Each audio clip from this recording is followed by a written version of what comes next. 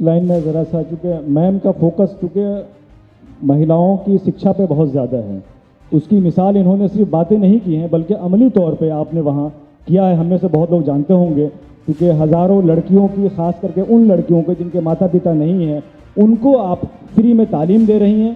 सिर्फ तालीम नहीं दे रही हैं बल्कि उनको आईटी, जो दुनिया हमारी सोशल मीडिया की है, आईटी की, इंजीनियरिंग की है, वो भी वहाँ तालीम दी जाती है। तो आपने एक खुद ही मिसाल पहल की है कि वो अंधेरों को बुरा कहने से कुछ नहीं होगा, अपने हिस्से का दिया खुद ही जलाना होगा। तो मैम ये बताइए कि महिलाओं की तालीम को लेकर के क्या आपका सपना अभी पूरा हुआ है, अभी भी आप उसके लिए चिंता रहती हैं? महिलाएं तालीम में होना ज़रूरी है। एक महिला, एक लड़की एक नहीं होती है। एक महिला, एक लड़की पूरा देश होती है, और पूरे देश, एक लड़की का आगे बढ़ना, एक लड़की का पढ़ना, एक महिला का पढ़ना जो है वो पूरे देश को संभालने वाली बन सकती है। तो इसलिए कोई भी अपनी लड़की को लड़की ना समझे बल्कि उसको एक देश समझकर उसको आगे बढ़ाएं और उसको पढ़ाएं। ये मेरी सोच रही है कि महिलाओं को ज़्यादा से ज़्यादा जो है पढ़ाई में आगे बढ़ाएं और ज़्यादा से ज़्यादा पढ़ाना चाहिए उनको।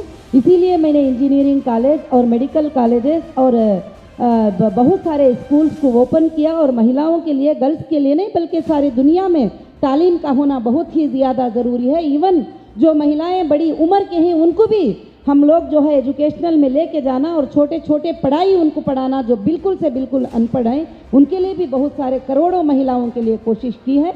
तो मैं चाहती हूँ कि तालीम का आ जाना, उसके ज़िंदगी में उजाला आ जाना है। अगर तालीम नहीं है तो उसके ज़िंदगी में अंधेरा होता है, ताकि तालीम से ही वो दुनिया को पा सकती है और वो जीत सकती है, सब कुछ बना सकती है। इसलिए वो एक लड़की और एक महिला नहीं है बल्कि वो एक देश है। इसको सोच कर चलना हम सब के लिए बहुत ही ज़रूरी है। मैम ने शिक्षा के बारे में कहा, बीइंग एन एकेडमिशियन, मुझे लगता है कि शिक्षा बहुत ज़रूरी है। पर एक और पहलू, जब ये अधिवेशन आया, इसके साथ ये आया कि औरतें डिसीजन मेकिंग में थोड़ी सी कमज़ोर है। जब एज अ पॉलिसी मेकर उनको देखा जाए तो मैम मुझे आपसे ये पूछना चाहूँगी कि कहीं पे इमोशंस हमारे सामने आते हैं जब हम किसी पॉलिसी के बनाने में, क्योंकि आप इस बारे में बहुत अच्छी तरीके से एक्सप्लेन कर सकती हैं कि इमोशंस आते हैं क्या सच में सामने, क्योंकि औरतों को हमेशा इमोशन की देवी समझा जाता है, ये समझा जाता है कि वो ममता है। पर मुझे लगता है कि इस बारे में आप बहुत अच्छी तरीके से बताएंगी, जो एक जिसको कहते हैं ना कि एक लोगों को देखा जाता है कि औरतें थोड़ी सी कमज़ोर हैं। औरतें कमज़ोर है ये बात बताते हैं, मगर वो गलत है। जब औरत स्ट्रांग हो जाती है, उसके अंदर इमोशन तो ज़रूर होते हैं, क्योंकि एक माँ है, एक बहन है, एक बेटी है। अगर उसके अंदर इमोशंस नहीं होंगे तो वो एक शौहर को, एक बाप को, एक भाई को वो कैसे देखभाल कर सकती है। कई चीज़ों को हैंडल करते हुए वो इमोशन से ही उनको प्यार करती है।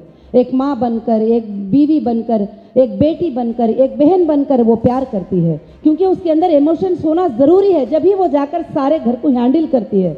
मगर उसके अंदर इमोशंस 10% है तो स्ट्रांगनेस 90% होता है, जो कि वो जाहिर नहीं करती। वो बहुत स्ट्रांग भी होती है तो उसका स्ट्रांगनेस जो है बहुत ज़्यादा होता है। जब वो स्ट्रांग बन जाती है तो उसके लिए ये ज़माना, ये दुनिया, लाखों के लोग जो है उसे कुछ मतलब नहीं रहते, क्योंकि उसके अंदर स्ट्रांगनेस भी उतना ज़्यादा है, वो स्ट्रांग भी उतनी ज़्यादा है। क्योंकि एक बच्चे को पैदा करके बड़ा करना एक औरत को ही आता है, और उसके दर्दों को संभालना एक औरत को ही आता है, और एक बहन को आता है कि वो अपने भाई को किस तरह से देखना, एक बीवी को आता है कि उसके हस्बैंड को किस तरह से हैंडल करना। तो औरत के अंदर इमोशन के साथ जो है स्ट्रांगनेस भी बहुत ज़्यादा है। उसी तरह से जब वो स्ट्रांग बनती है तो बहुत सारे लोग जो है, महिलाएं जो है, देश को भी चला के जो है इस देश में जो है बताए हैं। तो ख़ास कर से उनके अंदर इमोशन के साथ साथ स्ट्रांगनेस भी बहुत ज़्यादा है। ये सोच कर चलना है हर महिला को।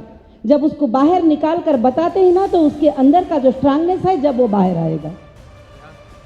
बहुत अच्छा आंसर जो मैं एक्सपेक्ट कर रही थी वो दिया मैम ने। पर मुझे ये लगता है कि जब हम बात करते हैं कि वुमेन एम्पावरमेंट की, कि औरतें कहीं ना कहीं शायद पीछे रह जाएंगी, तो इस अधिवेशन के बाद मुझे लगता है इकनॉमी में हम कहीं ना कहीं एक रोल प्ले कर पाएंगे। और साथ में मुझे लगता है कि औरतों की जिम्मेदारी बहुत है। उनको एक रोल में देखा जाता है कि जब उसकी शादी नहीं होती, वो घर की एक बेटी है, शादी होने के बाद वो घर में एक पत्नी है और उसके बाद एक माँ है। तो मुझे लगता है कि औरतें नींव रखती हैं, तो ये नींव की स्टार्टिंग हुई है इस अधिवेशन बिल के साथ, और जैसे मैम ने कहा कि हम इस चीज़ के लिए बहुत पॉजिटिव हैं और कहीं ना कहीं एक आगे शुरुआत तो कर पाएंगे।